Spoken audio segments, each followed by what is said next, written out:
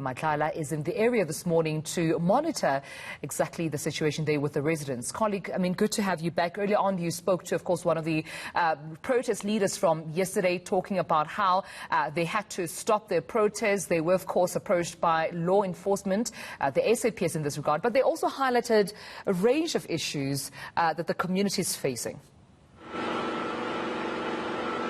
Yeah, that's right, colleague. Basically, there are a lot of basic issues that they say they are faced with in Emfuleni districts. Things like what we had seen a bit earlier, speaking to Ukoko a little bit earlier, Mukwena, saying that things like sewer that she has to clean for herself. But some of the challenges that they are facing also, colleague, is basically no electricity, which has now prompted that some of the houses have to use things like a generator in order to power up their houses. But at the same time, they have to look at incidents where they now have to use paraffin stoves in order to be able to cook. But, colleague, what we know about this area is that already there seems to be a basic service issue. There's no delivery. That's what the leaders at least were saying. But now we're also understanding that this place also is owing billions to rand water and electricity. But I just want to draw your attention to a couple here who obviously bought the house without knowing that there will be no electricity in the end. Perhaps give us an idea what happened in the beginning when you bought the house and how you ended up with no electricity. Morning. When we came here, there was electricity, but it didn't last for long. Then, now it's 8 months, we don't have electricity. And for the past 8 months, we have been using a generator, which makes it hard for us to maintain it as well, because every 2 days we have to fill it up, which is cost somewhere around 300 to fill the generator every month, every 3 days. And I imagine this is a cost that you didn't prepare for? No. We never thought when we came here we're going to face this challenge.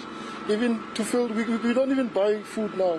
We can't fill the fridge because we're using a generator, because we have to switch it off by day, switch it off at night, and in the morning as well. And how much has the generator costed you to buy? This one, when we bought it, it was a second hand. The new one, it cost, especially this house, because it's a 7.5K, it can cost around 25,000. But when we bought it, it was a second hand. We spent 8,000 on it, which was an expense we never thought. Yeah. So tell me about that expense that you obviously didn't prepare for. What sort of things have you had to also buy? I see you also have a paraffin stove there. Yes, we had to buy a paraffin which cost 18 rand per liter. So it's quite expensive. But with the generator, I needed it because I'm also studying. And when I come from work, I need to study. I can't study with the candle, I have a problem with my eyes, so I can't see it clearly with the candle. So that's why we saw a need to buy a generator, which is quite expensive now. And also we need to buy food every day because our fridge is not working. So we need to buy like meat and cook it and finish it every day. We can't even keep food in the fridge. And it's January, we don't have money. We need to borrow money sometimes from our family members, you understand? So it's quite expensive. Have you perhaps reported this to the municipality or the councillor? Yes, it was reported before, and they promised to fix it, There was a meeting before which each and every house contributed 100 rands, and we were promised that it will be fixed. Do you understand? But even now it's not fixed. So I'm asking myself, where did those 100 rands go to? Do you understand? Yeah. So that's my question. Thank you very much.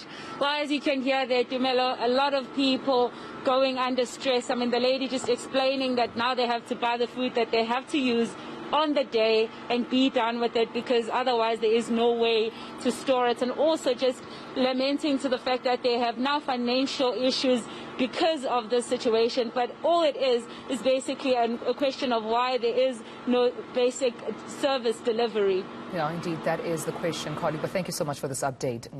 Madlala in Sebokeng.